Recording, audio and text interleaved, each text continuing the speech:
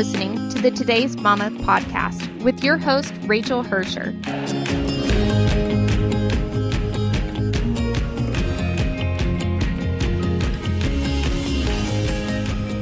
I reconnected with Alli Worthington on this week's episode of the Today's Mama podcast.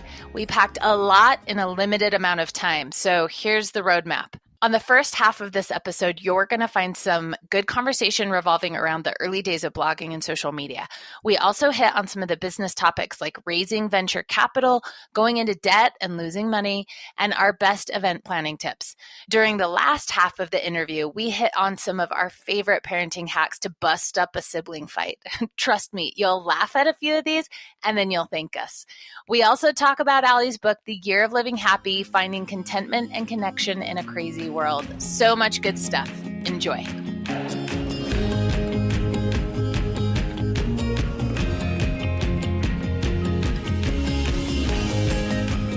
Today we're talking to Alli Worthington, author of several books. The most recent is The Year of Living Happy, Finding Contentment and Connection in a Crazy World. Most importantly, she is one of the OGs in blogging and social media. I still remember meeting her at a dance party in Chicago at one of the very first couple of Blog Her events that happened. Alli, welcome to the Today's Mama podcast.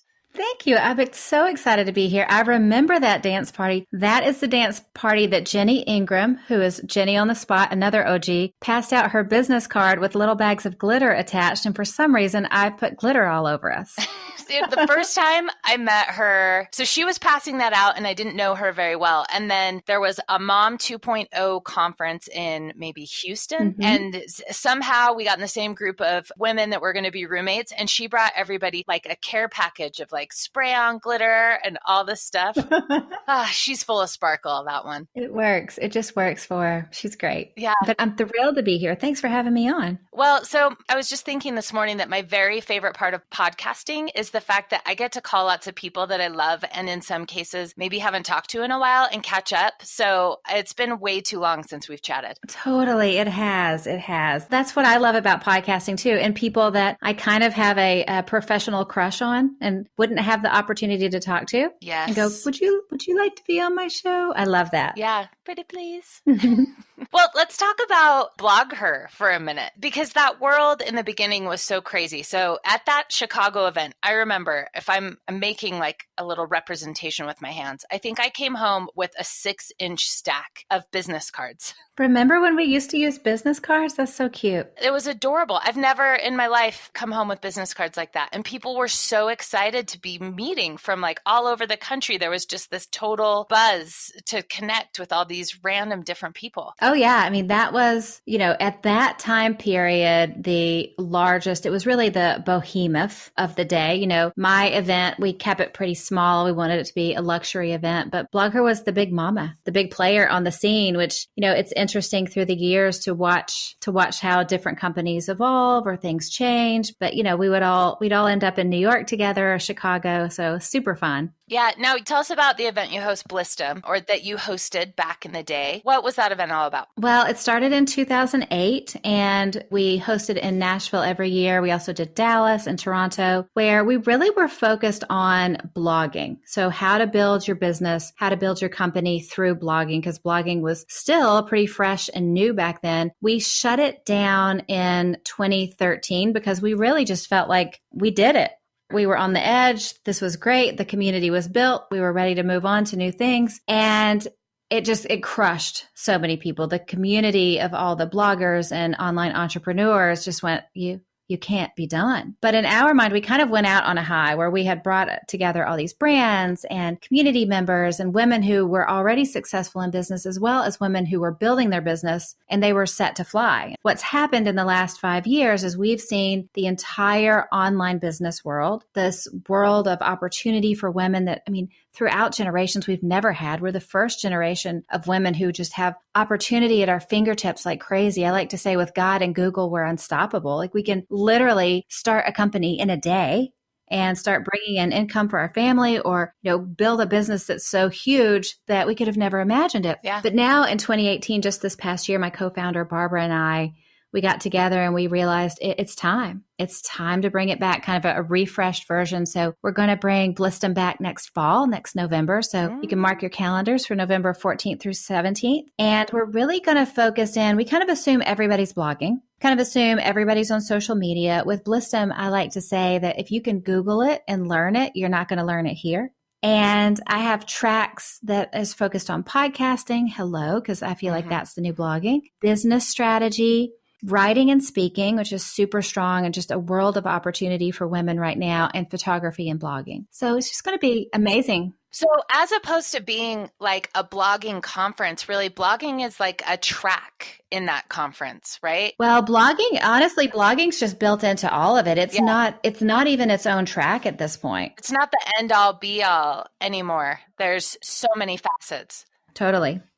So I'm super excited. It makes me happy to plan. It makes me happy. Just think about getting the gang back together and inviting so many new women in to be able to focus on this. I mean, the heart has always been that it's a conference and a community of women who want to take their business and their life to the next level. And we feel like we're in a moment of time where it's right to do that. Yeah, I love it. So much has changed. This world of social media and blogging and just content creation has been turned upside down. It's a different world for sure. So I think this is such a good time to bring that back. I'm so excited. Oh, thanks. Yeah, I'm super excited. I will see you there. Yeah, Alli knows how to throw a good party. So speaking of dance parties, so 2 instances I can name at Blistum. One is a fantastic after party with Harry Connick Jr. Literally that guy and like 300 people in a room. It was just like us partying with him. Wasn't he the best? Yes, it was so good. Okay, here's a story that nobody knows about Harry. Yeah. I'll call him Harry, like we're besties. Because you're just going to call him when we're done. Because, he was my boyfriend in 9th grade, so we're close. Yeah. I loved him for a long time. So like having him at Blistum made my life full circle.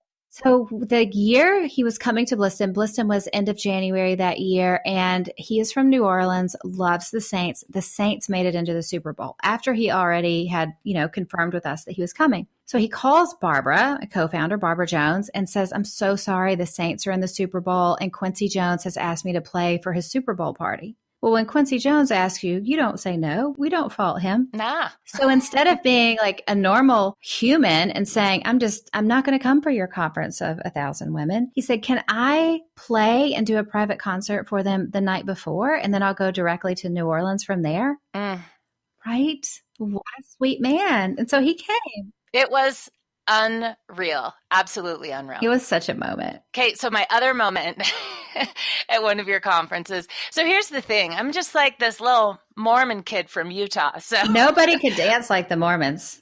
So that's the thing, right? Because we don't drink. So we've had to work a whole lot harder to party like we should, Totally. So that night, we were throwing down just insane dance moves, my little eclectic there. And people were asking me if I was drunk because I went so hard in on the dance floor that night. I had invented all these new robot dance moves. I clearly remember Party in the USA was big right then. Yes. It just kind of brought down the house. So you're going to see these pictures. Now, here's what I want you to know. Yeah. The pictures, especially of the Mormon girls on the dance floor, are epic because they were taken on a fisheye lens. You look like rock stars. And I've been going through our old images because I've started the Blistum Instagram account to, kind of bring back memories. So just this week, posting a photo or two every day. So there's only 4 photos up right now. If you just look at Blistum on Instagram, your pictures are going up there and it's going to be amazing. Oh, I'm dead and so excited. So I'm going to make you send me some of those to put in the show notes too. After you've put them up on the grams and unveiled them, whatever, I got to put them in the show notes and I will probably pass out. And just a shout out to Marie LeBaron from Make and Takes, because we also had customized a dance that night. I can't believe I remember this much, to Brick House, where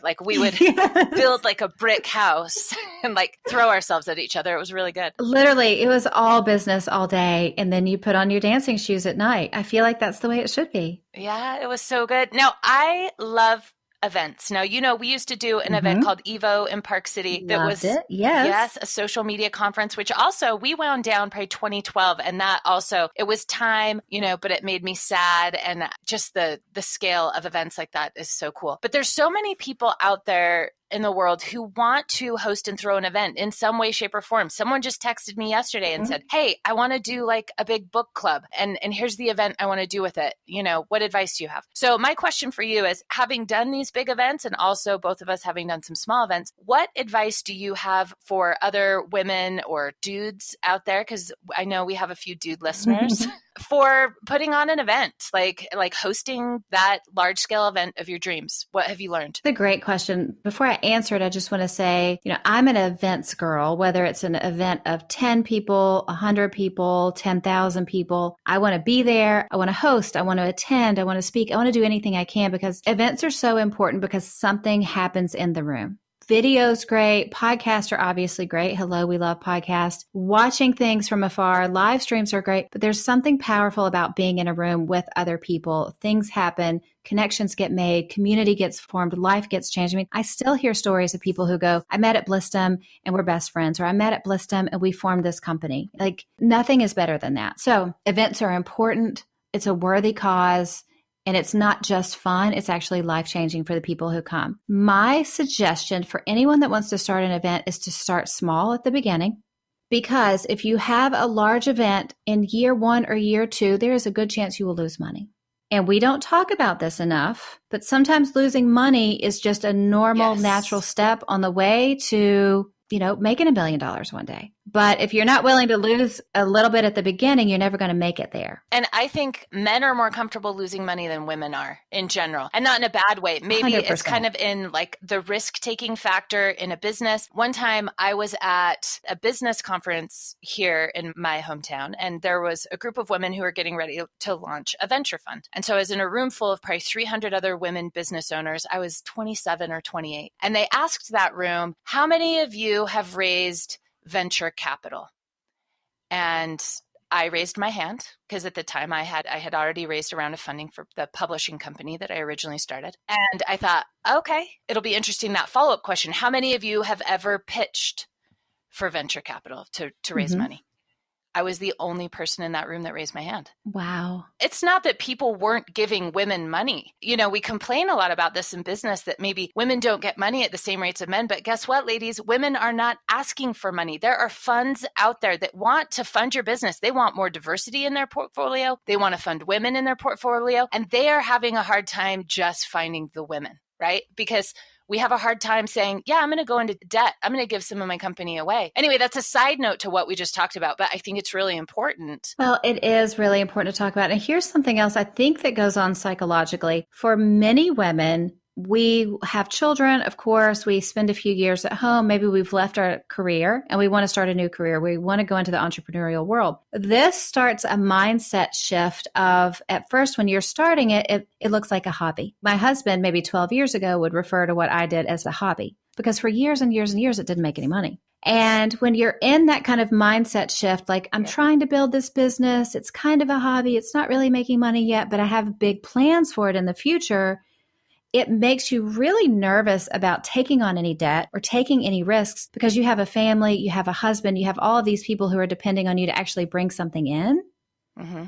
And to look at them and go, actually, again, this year I didn't bring anything in, actually went into a little bit of debt. Yeah. That's very scary for women, because it is hard for us to switch out of this career role or mother role and really put ourselves into businesswoman role. It takes a few years to get into that. And in most businesses, you're going to have some lean years before you hit real success. You're listening to the Today's Mama podcast with your host, Rachel Hersher. We'll be back right after this.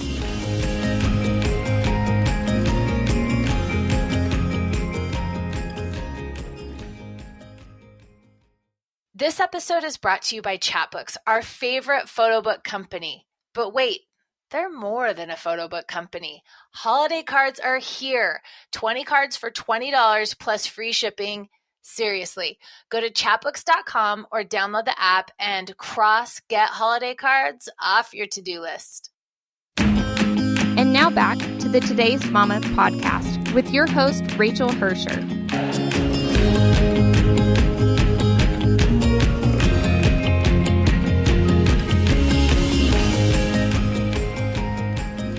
Well, and here's this is like my anecdotal evidence, okay? So with bloggers and social media and a lot of these really big publishers and influencers you see out there, they come from some very specific geographic areas. Salt Lake City in Utah is like at the top of the heap. Like we have more bloggers, social media influencers, women startups, all of those things. We have more here than anywhere in the country, anywhere. To the point where big magazine houses in New York and San Francisco will always say, why is everybody from Utah? What is going on in Salt Lake City? Now, the markets that are behind that are Dallas and maybe, Houston, but also Nashville, where you are. And here's my theory. And notice that missing from that list is a big powerhouse city like New York City. It's not there. And it's because these are markets where you have, like you're talking about, that experience of there are some women who are highly educated who had made the choice to stay home with their kids or work part-time, even though things were going to be a little lean, but they had bought themselves some runway to say, okay, you know what? I'm not making money. And that's how our household is set up right now. Right. So I've got a runway until I do make money. And a lot of these people who did that got enough runway that then they turned around and employed their husbands. Or retired their husbands. I retired my husband in 2012. Yeah. Amen. Good job, girl. Yeah. I mean, why go to work every day if you don't have to? Yeah. And you're not the only person I've talked to where that's happened. But that runway up front was really important. And there is something that is consistent about these cities and regions where all of these people came from, that allowed them to do what they did and become bigger risk takers. I do think Nashville is a little bit different because Nashville is such a dream city that every day somebody will message me online and go, my husband and I are thinking about moving to Nashville, or I'm moving to Nashville, because Nashville is this city right now, not only for music, of course, for music, but for writing and speaking and online entrepreneurs, that there's a huge influx of people that move in every year to kind of get in this community and to be in this culture of growth and creativity. Such a good point. And when you say that, Nashville is a dream city. Like I can see the lights, I can see that city, and it's a little city of dreams, even more than Hollywood is. Like Nashville still seems to have like a halo over it, where maybe Hollywood's gotten just a little tainted for people. Yeah. And Nashville's amazing. When we bring Bliston back, Bliston used to be in the Opryland and, it used to be in kind of the Biodome. We're bringing it back right downtown because we want that vibe where when we break for lunch, everyone goes out and goes to one of these amazing, like classic Nashville restaurants that you see on TV. We want people to enjoy the nightlife and kind of get energized by this vibe that the city has. It's powerful to be here. I love that because I do feel like when I went to Bliston, I didn't see a lot of the city and I wish that I did see more. So, we're going to talk more about Nashville in just a second because I have some questions for you. But I also want to bring up another piece of event advice for people that I thought of while we were talking about this. Successful events have a really inviting community. There's a tone set by the hosts and the founders and the attendees that makes it a safe place for people to really learn and communicate and form those friendships that can start businesses or, a place for people to be vulnerable. And there's some events that do that really well. And there's some that you go to that feel really hard to kind of open up to people. So I'll tell you my thought process and how we ran our events. And I want to hear what you've done as well to create that atmosphere, because I think you guys did a really good job at it. But when you look at not only you and whoever else is hosting that event with you, but every speaker or piece of entertainment or person that you bill for that event, right? In terms of, hey, here's who we've got lined up, will attract with them a little bit of who they are. So they all have a community and a following. And the truth about that person really is in the people that follow them, because there's like this cosmic thing that happens, that whole law of attraction thing, where those people bring with them, that kind of spirit, right? Yes. And so I always looked at the speakers we had and looked at what their vibe was, who their community was, how they made people feel, if they were, accessible versus exclusive, all of that kind of stuff. And I think this is important, whether you're looking at who you're going to bring together for a dinner party or when you're going to host an event for 1,000 women. How do you want people to feel? You work backwards. How do you want people to feel? And then go find the speakers and the influencers and the leaders who will create that feeling for you. So that's my advice in building an agenda and something I was really obsessive about. Oh yeah, 100%. The thing about an event will always take on the personality of the founder that leads the culture. It's why events will fizzle out and lose their soul and lose their effectiveness when they're sold to other people. Definitely. No matter if that event seems so powerful and it's the behemoth on the scene or whatever it is, when you lose the founder that set the vision and the culture, it can't sustain itself because it kills the community. And my rule was always, and I know your rule was the same, if somebody is a jerk, I don't care how popular they are, I'm not bringing them in. Yep. Because, you could figure out pretty quickly who's drinking their own Kool-Aid, who isn't nice, who's going to roll up and think that they own the world. It's not a vibe that works in a community atmosphere. Yeah. And I just wrote down nice is important. Because you said someone who's nice. And that word sounds so Pollyanna, maybe sometimes oh, be nice. It's just overused. But nice is so important. Yeah. And here's the thing. It's not hard to not be a jerk. You're so right.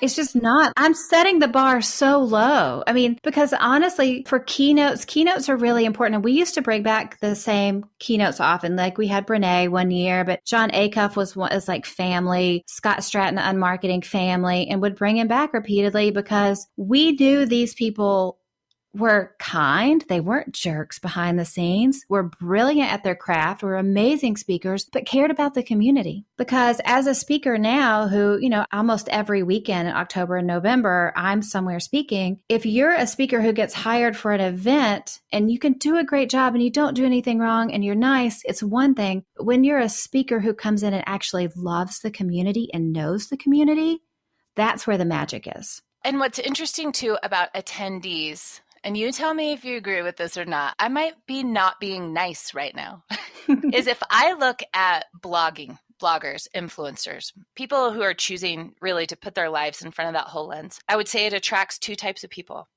entrepreneurs and narcissists. I was about to say narcissist, yes.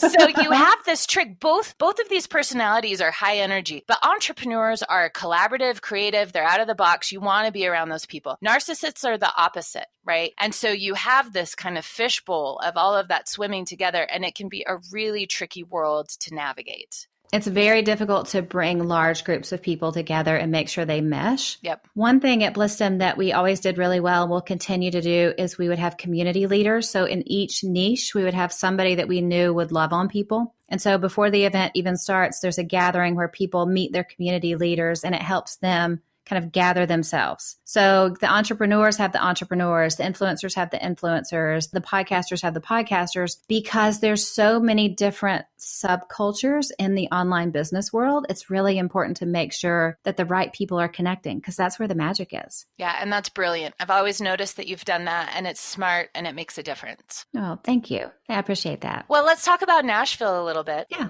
Because I will be there for Blistum 100%. Yay. I also am going to be in Nashville this spring for a Mumford & Sons concert. I didn't even know they were coming. Where are they playing?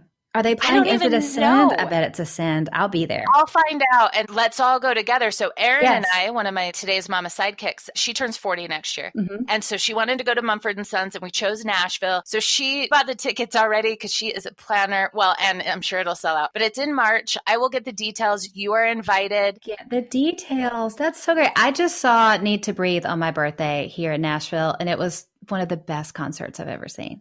Well, that's got to be one of the best things about living in Nashville is you're such a big music town. You get all the things. Well, the crazy thing is the same night Need to Breathe played, like one of the golden oldies, like I forget who played, but had a sold out show, and Taylor Swift was in town with a sold out show. Oh my gosh. Like Nashville can just support it. Like we love music. It's a dream city. So lucky. So we're going to be there for 3 or 4 days. Good. Nashville, where do I need to go? What do I need to see on a quick trip? What are your best recommendations? Restaurants I love. I love Pinewood Social. Okay. It's super fun. Pinewood has really delicious food. They also have a workspace in the restaurant. They also have a little outdoor pool, and they have an indoor super hipster bowling alley. Okay, that is officially on the list. Yeah, and that's where you go, like people will just go work or they'll have meetings or you'll be like, oh, there's Nicole Kidman or whoever. I mean, it's very cool because Nicole and her husband Keith Urban live here. Yeah, just no big deal. Hey, Nicole, what's up? Yeah, as one does. Let's see. Okay. For coffee, you want to go to Frothy Monkey. Love that name. I really hope that Mumford & Sons is at Ascend Amphitheater because, like I said, that's my favorite place to see people. It's just beautiful, right in the middle of the city and so fun. And then, let's see, where else should you go? Oh gosh, there's so much. There's a great barbecue place that I can't remember the name of. I'll send it to you. Okay. If you do those three things, make sure you have a chance to see music at Ascend, go to Pinewood Social, and go to Frothy Monkey, you are set. Heaven. Okay, now tell me this. How is Christmas in Nashville? What's fantastic at Christmas time? Oh, they always have wonderful Christmas shows at the Symphony. Now, not like classic symphony. Do you know the singers Drew Holcomb or Ellie Holcomb? They both are independent artists. Okay, I don't. Okay. They're amazing. They happen to be married. They share the last name. Like they're doing a big Christmas concert at the Symphony Hall. It's gorgeous and amazing. And I can't wait for it. Well, you told me about, my little pre-interview form, you mentioned a Christmas tradition that you have, and I want you to explain it and tell us how this works. Tell me about your Christmas Eve Untalent show. Well, it's funny when you first asked, I thought, oh, what did I say? I don't remember. I have 5 children, so bless my heart. So years ago, I must have started it 15 years ago. I decided we were going to do a Christmas Eve talent show because that seems like something like on movies or a Hallmark movie or a TV show. That seems like something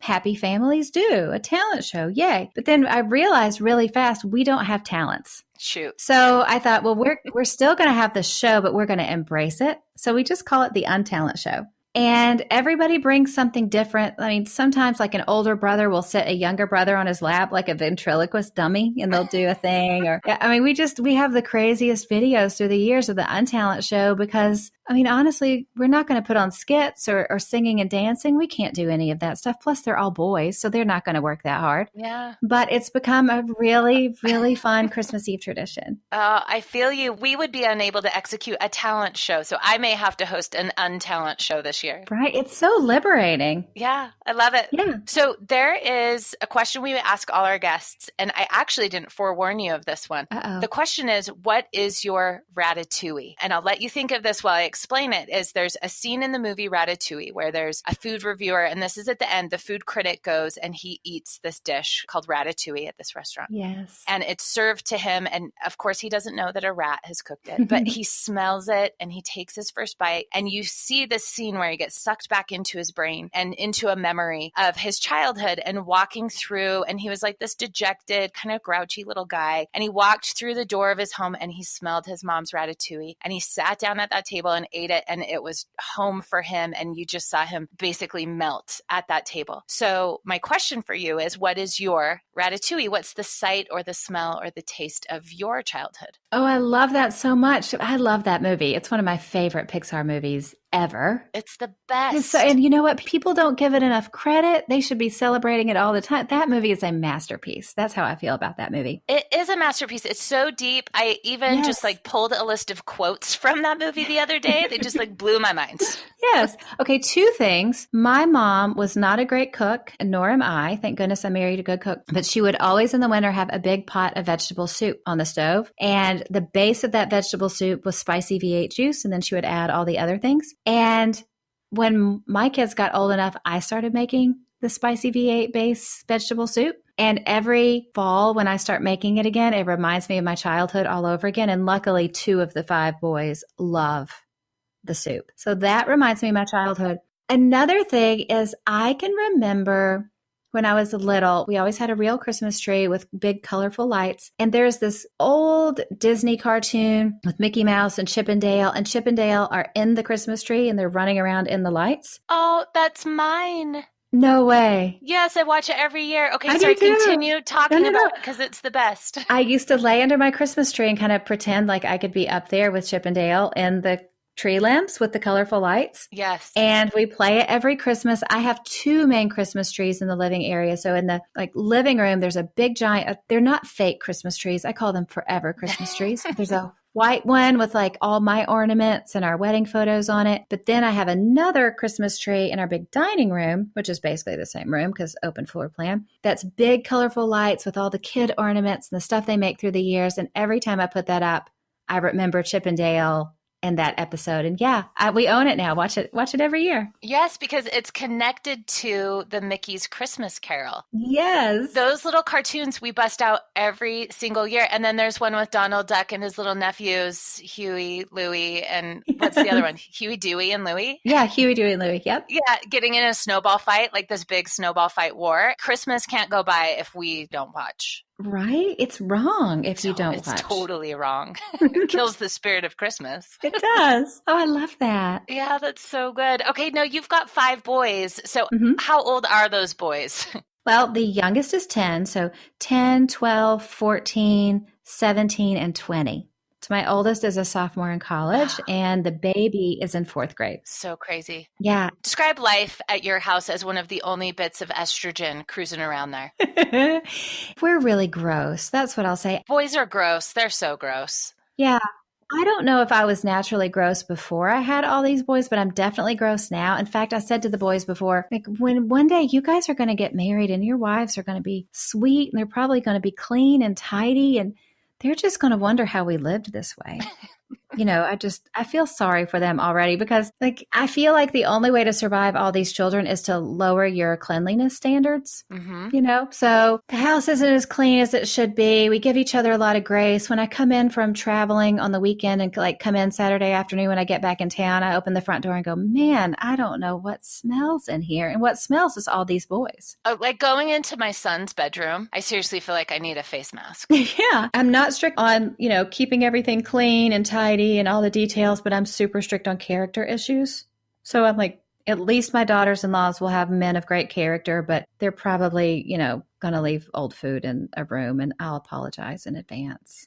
I like what you just said, though. You said we give each other a lot of grace. Yeah, you have to. Expand on that concept, just giving each other grace. Well, I want the children, some of them are grown, I want the children and the men that I raise to err on the side of understanding and to always assume the best about each other, because it's easy when you live in a home because you know everybody's quirks and tendencies. And if you're in a bad mood, sometimes you're not as nice as you'd be to a stranger, right? I want everyone to just assume the best in each other and know that what they're doing comes from a good place, because that protects you as a family from constantly getting offended and picking on each other. Because one of the greatest dangers to any family is letting a spirit of offense come in and then letting everybody get offended by everyone else all the time. Yeah, that's beautiful. I love that. Just talking things through. I probably say 40 times a day, hey guys, let's dial back the testosterone. There's no reason to fight about this, especially my 10 and 12-year-old. It's funny. I was way too big for my britches when my oldest children were younger. When the ones who are 17 and 20 now, they used to wrestle all the time. And I would come in the room and go, are you guys angry fighting or are you happy fighting? Like, are your hearts angry with each other or are you just having fun? Every time they'd say happy fighting and I'd be like, okay, continue. I only found out last year they were always angry. They never decided to lie together, but they both wanted to finish the fight. So they'd be like, happy fighting. And I was like, okay, great. I literally thought my children never argued. Oh my gosh. And they're like bleeding in the corner. They're like throwing each other against the cabinets. So I'd be like, man, they sure love to wrestle. I was so clueless. Man, they're active. No, I call that high on T, high on testosterone. And I could tell when it happened with my oldest. He was like walking down the street and he just randomly kicked a tree and kicked all this bark off a tree. And I was like, bro, what are you even doing? And he looked back, he gave me the dumbest laugh too. He's like, oh, I don't know. And I was like, oh my gosh, you're a teenager. Yeah, they just don't know. You're listening to the Today's Mama podcast with your host, Rachel Hersher. We'll be back right after this.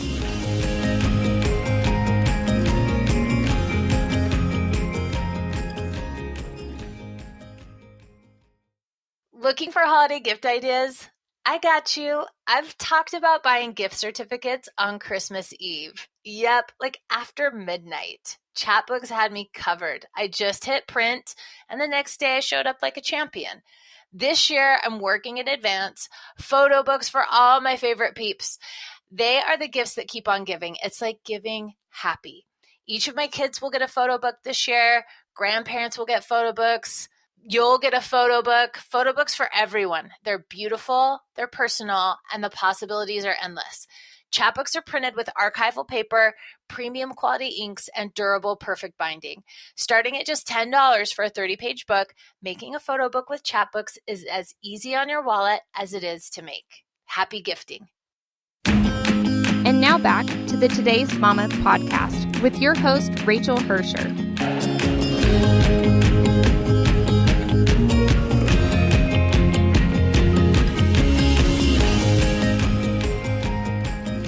So how do you make those boys who would fight to the bitter end, right? How do you help them solve their conflicts? One of the most important things that I learned when my oldest son were little is I read it in a parenting book and he explained it so well that I believed it. I never choose sides. So I used to tell both boys, it takes two to tango. I don't care who started it. I don't care who did something terrible. It ends now. If you guys are going to continue to argue and yell and do all of this stuff at each other, I'm going to have to punish you both, even if one of you deserved it and the other one didn't, because you just can't continue going on this way. And what happened then is it took away the power to make one of them the bad guy to the parents. And so that payoff was removed. So eventually they just got tired of it. Because if you always get a parent involved choosing sides, somebody gets a payoff. Because one kid looks bad, one kid looks good to the parent. Yeah. And then it just sets up all these extra layers of bad feelings between siblings and also with siblings and parents. So that's something that I've used really well. But sometimes it's just dumb stuff. Like my two youngest just love to egg each other on. They'll just look at each other and fuss at each other. Like this morning before school, I heard my 10-year-old say to my 12-year-old, "You are such a moron." And I was like, nope. I don't care what he did. I don't care if he was acting like a moron. We don't talk to each other in our family that way. And before he went to school, he had to write 25 times on a piece of paper, "I will not use hurtful language at my brother." So my thing is, if it's a character issue, and I feel like saying things like that to your brother is a character issue, I want to make it as uncomfortable as it can be for them to get away with it. I mean, who wants to write 25 sentences? Yeah, no one, especially not kids today. I don't think many of them know how to write. Right. So for me, I'm like, with discipline, if it's a character issue, whatever will make you the most uncomfortable, I'm down for it. And normally that's sentences. Yeah. And I say I don't think they know how to write because I volunteered at the junior high the other day for this thing called Reality Town, where we had these stations and I was in charge of the pet store. So they had to go pretend to be grownups and they had a budget and they visit all these different places. And I was at the pet store and I was inventing all these animals to sell. I was selling sun bears and Siberian tigers. But they had to write me a check. And I was like, oh my gosh, kids can't write. None of them can write. And I swear I knew how to write in junior high, but I was like an old lady just appalled at everybody's penmanship. Totally. Yeah. We do something like that in our school too. It's adorable. We call it Biz Town for Business Town. How cute is that? Yeah, it was so fun. And then when kids had extra money, they'd come to me and buy like 200 fish. And I was like, guys, no, put it in savings. And I could find the cat lady in that room because she came over. She's like, no, I want all the rest of the cats. And I was like, not a good idea.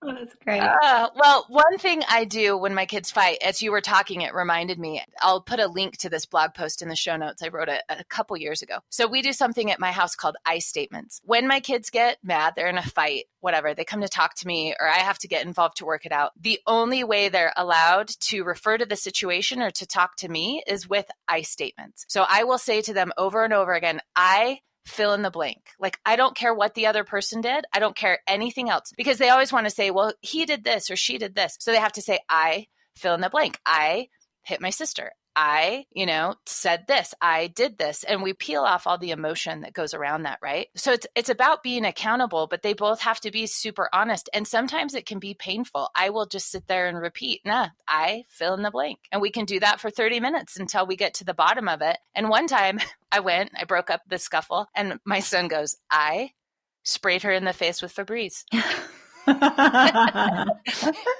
He started laughing. She started laughing. But I mean, what else can you say after you've just said, all right, here's the truth. I sprayed her in the face with Febreze. It's over. That is phenomenal. I mean, hey, taking personal responsibility is one of the best things we can teach our kids. So well done. Well, and it gets me to the truth so much faster. Yeah. Because they have to own it, and then we can troubleshoot and move on, but we can't troubleshoot and move on until everybody's said aye. That's so good. I think I'm going to copy that. Thank you. Yeah, it's a good little trick. And the other thing that I think probably everyone in the world has seen on Pinterest is the Get Along t-shirt. Have you ever done that at your house? No, I haven't. No, I haven't seen that. Oh my gosh, you put two kids in one t-shirt. Oh, that's torture. They have to be together. But then to take it to another level, what I will do is say, all right, you guys go do the dishes. Oh. So they each have one arm. So they'll do dishes, they'll sweep the floor. One of my kids loves the Get Along t-shirt. The other one hates it, and she'll like cry the whole time in the Get Along t-shirt. And then I have another kid who's never ended up in the Get Along t-shirt. So I used to make the two oldest boys. I remember I used to make them touch their noses together. Ooh, I love that. And then they would each have to compliment each other. That is the best. There's something about that proximity, that nose to nose, or even just making your kids look in each other's eyes, that changes everything. Oh, it is. And it took a while, because you can only imagine like two brothers staring each other down and then having to put noses together and be like, I like the way you throw a football, and they're like, they're like desperate to find something they like about each other. And they're so angry saying it until they finally break down and start laughing, because most arguments are about something dumb. And if you can get a laugh, it cuts the tension and they're fine. Yep. And they move on pretty quick. Yeah. Especially boys. I'm not an expert in girls, but at least with boys. Yeah. Girls will move on fast too. You have to build the environment. That's great. I'm going to make my kids go nose to nose next time. I'm excited. Okay. Now, you've written several books. Mm-hmm. Your most recent is The Year of Living Happy, Finding Contentment and Connection in a Crazy World. Tell us about that year. What led up to that project and trying that for a year? A couple of years ago, we were going through a really hard phase. My husband developed a chronic illness, adult onset asthma, that was really severe, where we went through a season of just illness, and I was dealing with fear. I wrote my second book, Fierce Faith, about how to kind of battle back and get your life back from fear, anxiety, and worry. And after I went through that season, I thought, I want to learn everything I can about happiness. What does it actually look like? So literally every piece of research that's ever been done on happiness and contentment and joy in the past 100 years, I read it. It started as this free gift that I gave people on my email list. So if you go to my website, you'll see 52 weeks of happy. And so every Sunday afternoon, I would send somebody a quick note saying, here's what research says about X, Y, and Z. This week, try this.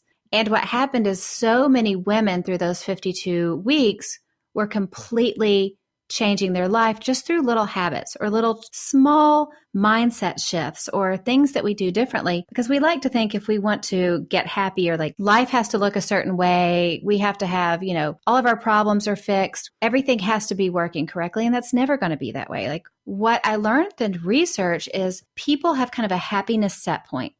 So studies have been done to see what happens when you win the lottery, or what happens when something really bad happens. And what they found is after a certain amount of time, whether it's something really good or really bad, people's happiness level goes back to what it was before the incident. So it's learning this truth that we can kind of define what our own happiness set point is. And sometimes it's just the way we think about life, or a few little habits that we shift that can take kind of an average happiness set point and build it much higher. So that no matter what comes in our world, no matter what struggles we go through on a day-to-day basis, when we go to bed at night and our head hits that pillow, we can go, you know what? Not everything's perfect, but life's pretty good. I feel happy, and kind of give ourselves permission to feel happy.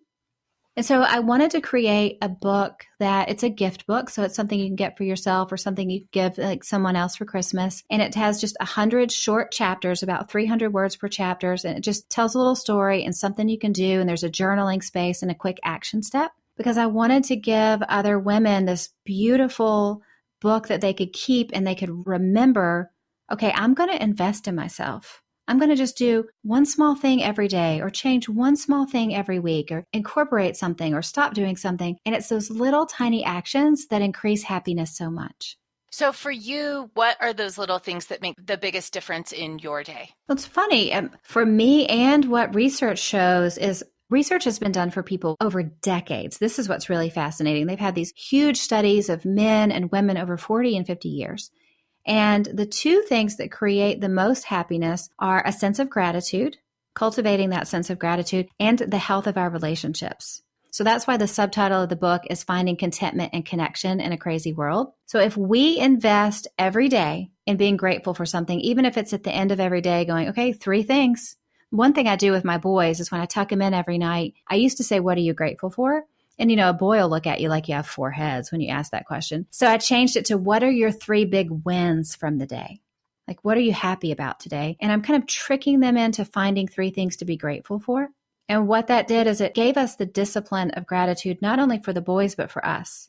So we never go to bed without going, here's 3 things I'm choosing to be grateful for. Life doesn't look perfect. A lot of hard things are happening all around us, but I'm going to be grateful for these 3 things today. So that, and then investing in the quality of your relationships, whether it's marriage or with kids or your best friends, to just know that there are people out there who have your back and who love you no matter what. Because what researchers found is for people at the end of their life, what made them happy or sad, looking back on their life throughout their life, is if they were really loved, if they felt connected to other people. Because no matter how much things that, are supposed to bring happiness, like money or vacations or who knows what, all these things that we think we should have before we let ourselves happy, no matter if we have everything in the world, if we don't have healthy relationships with people that we love and love us, and we don't have a sense of gratitude for what happens every day and what we have, we'll never find real happiness. It reminded me of something that I mentioned on an earlier episode of this podcast. I think it was episode 4 with Meg Meeker, but I love nobody her. hold me to that. Isn't she so good? She is the best. Yeah. Well, we were talking about like fixes for anxiety, and gratitude was a big one. And one of my friends had submitted that one of the ways she deals with anxiety, and we mentioned it on the show, is that at the end of the day, she just has 5 minutes straight of gratitude. Great. 5 minutes straight. She'll lay there and think of everything she can. And if we did that with our kids, whether it's 3 questions or 5 minutes or even 1 minute, scheduling that in the day, I think does make such a big difference. Totally. Yeah. And tools for dealing with anxiety are really the cure for anxiety. I mean, that's basically the whole book, Fierce Faith, is about. Yeah. How do you get out of an anxiety spiral? How do you battle back against the fear of rejection or anxiety that something bad is going to happen to your kids? Or what do you do when you're worried about these things? And sometimes as women, especially, we feel really powerless against these fears and anxieties or worries. Sometimes they're just small, like 1, 2, 3 little things that we can do that allow us to regain that sense of control, so we don't feel like we're just being taken over by it. That sense of control, because we're never out of control or in control, really. That's kind of all our perception. When we start feeling out of control, we just need something to make us go, oh, it's okay. The world isn't coming to an end. Yeah. I can feel totally in control. So if things are going wrong, like if you feel like things are getting out of control, you're feeling anxious or just unhappy, what are the quickest things that you can do to reset that energy for yourself? Oh, that's a great question. So basically, it's kind of what to do if you're in an anxiety spiral is what I like to say. And the first thing is to identify your triggers. So, sometimes we're driving down the road and all of a sudden everything seems terrible and we're stressed out and we don't know what's going on. There's almost always a trigger. So everyone has a specific trigger that if you start paying attention to, you're going to notice. For some people, it is that feeling of rejection from others. From some people, it's finances. For some people, it's health. There's something inside of each of us that I like to think of it as a light switch. When that trigger gets flipped on, we flip out. Like for me, I grew up poor. And so financial issues are my trigger. If somebody brings in a big bill, I'm all of a sudden going to think the world's coming to an end. I do it every time. I've done it since I was a little girl. I know it's my trigger. And because I know it's my trigger, I can go, oh, I'm triggered from this situation. Everything's actually fine. But there's a part of me when this comes up, I just get stressed out. So identifying your trigger is first so you can know what set you off. The second thing is to ask yourself, this fear you have about something or the anxiety about something, is this something that's perceived or is it real? So for me with the financial issues, more often than not, it's something that I'm perceiving. It's not something that's really a big issue, but because it strikes a chord in my heart, it sets me off every time. So if you ask yourself, is this issue, is this fear that I'm worried about, is this situation that I'm worried about, is it real or perceived? If it's perceived, we can allow ourselves to let it go. But if it's real, we go on to the next step. And that is asking yourself, is this thing that I'm worried about, is it likely or unlikely to happen? Now, more often than not, this is an unlikely thing that can happen because we worry about things that'll never happen. I mean, I worry about things that have never happened probably 95% of the time. So if it's something that's unlikely, again, give yourself permission to let it go. But if it's something that is actually likely to happen, it's realistic that can happen, you go to the final step. And that's you ask yourself, how much control do I actually have over this? Like if I am legitimately anxious that Nashville is going to open up and we're all going to fall into the center of the earth tomorrow, I don't have any control over it. It's also unlikely and it's perceived, but I don't have any control over it. I can't do anything. If we don't have control over a situation, it's completely different than if we have control. If we have control and we can make some change, then we can go, okay, here's the 1, 2, 3 things I'm going to do to make sure this doesn't happen. But if we don't have control, the way to regain a sense of control inside of us is we can go, if this bad thing happens, I'm going to plan right now how I'm going to cope with it. Because I have strength inside of me that I can dig into. If something bad happens, how am I going to cope? So that way we're not left just feeling anxious, feeling fearful, feeling worried. We can really take it through a system of identifying what the trigger is, figuring out if it's real or perceived, figuring out if it's actually likely to happen, and then how much control do we have over it. And if we can affect that in any way, we make a plan for what we're going to do to either make sure it doesn't happen or plan how to cope if it does. So long answer to a very short question. It's perfect because I often say action is the enemy of anxiety. Yes. And what you laid out is the action plan. It's, hey, ask yourselves these questions. If you can impact it, build your action plan and move on. I think we all need to just be able to, like you said, look, identify what the cause is and come up with our action plan, or at least know beforehand how to come up with our action plan. Totally. Because the way to do anything in life is, of course, to take action. And when we're afraid, when we're anxious, when we're worried, which is, emotions every single human feels, to be afraid and to have anxiety or worry just means you're alive. The way we battle that is to go, okay, here's how I'm going to take action. And why are we more anxious now than ever? Well, I think there's lots of different reasons. I think social media does it to a lot of us. I mean, I had to, and also just constant news, I had to tell myself that I was going to stop feeding my fear by checking in with news all the time, because it was not helping my life to know everything that happened around the world all the time. Amen. So news is off my phone. And I just have to jump in because I was driving my daughter to school yesterday, my 4th grader, and I turned on the radio and they were running through the news. And there was just this little snippet that made me happy because usually the news is full of just bad news. And when I turned it on, it said, oh, today's looking pretty beautiful. It's going to be sunny and, in the high 50s and air quality is good. Have a great day. That's amazing. And the thing is, we want to be educated, so we want to check in. So I just give myself every night, I'll check in and I know what's going on in the world, but I don't let the bad news that honestly I can't do anything about, I don't let it hijack my emotions during the day. Yep. So what I do is that my rule is I'm not going to feed the fear. I also made the conscious decision with relationships and friendships in my life, if there were people who I could go to and start talking about what I was afraid of something, if they fed into that, I started limiting the time I spent with them. Yep. So I want to surround myself with people who don't let me feel sorry for myself. Don't let me wallow in it very long, who remind me to, get out there and take action and keep going and things are going to be better. Friends who are life-giving. I worked really hard for a couple of years to just subtly start spending more time with friends like that. Well, and it's just like hosting those events that we talked about earlier. If you consciously bring people into your realm that bring the things that you want to happen or you want to be like or who you want to emulate and have that energy, you're going to move closer to that.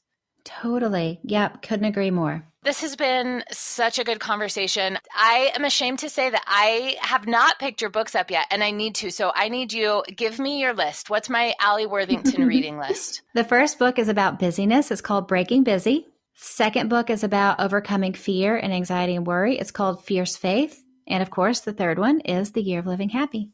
Okay. And if people want to follow you online, what's the best place to find you? Sure. I am on Instagram way too much now that I have screen time to tell me how much I'm on. And I'm Alli Worthington on Instagram. My website is Alli Worthington and my podcast is The Alli Worthington Show. Okay. And Blissdom, remind us the dates and how do we get tickets? November 14th through 17th of next year. Here's what we're going to do. At the beginning of the year, we're going to have a private sale just for our alumni. because we want to make sure that we're honoring the people that are in the community and loved us for so long. And then after that private sale is over, we are going to move forward with tickets to the public, but I would imagine they're going to go pretty quick. So best advice is to follow Blistum on Instagram right now, and we're going to keep everyone updated there. Okay. Thank you so much for being on today. I'm going to see you in Nashville, hopefully twice next year. Yes. Once for Mumford Sons, and then I'll be at Blistum. So huge congrats on that.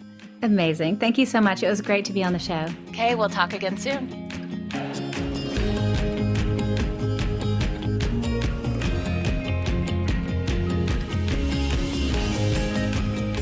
I've got your friendly reminder to look down at the app you're listening on and give us all the stars and likes and love you can possibly muster. Be sure to subscribe on whatever app you're listening on. And remember, you can also subscribe via email at todaysmama.com/podcast. You can also access each episode's show notes at todaysmama.com/podcast. Each episode is numbered and titled with the guest name. Super easy. Catch you next time. You've been listening to the Today's Mama podcast with Rachel Hersher. To find out more, go to todaysmama.com. That's todaysmama.com. Today's Mama, connecting moms and families with the best of today.